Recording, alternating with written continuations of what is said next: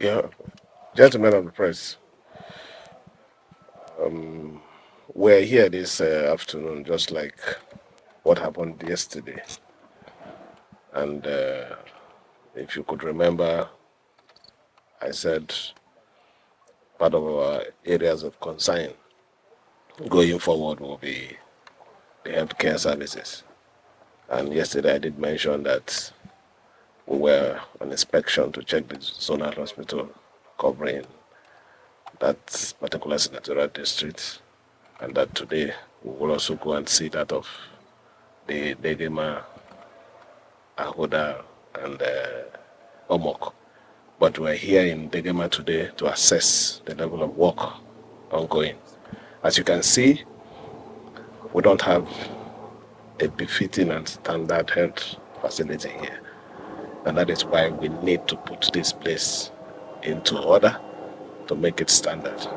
Part of the areas that have been just explained to me on my visit this afternoon is the area earmarked for staff quarters, doctors and the nurses, areas that will be used to develop a modern mortuary, and very important because the medical facility must have a standard laundry.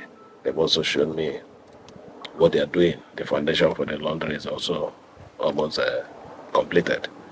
What we're doing is to assure our people that it's not just about we giving them road, giving them other things. We need to protect them, give them quality health services. Like I said, my target for 2025 is going to be healthcare, education, and agriculture. And this is just a start. We are here to assure our people that no matter what it is, we still have our eyes on the ball.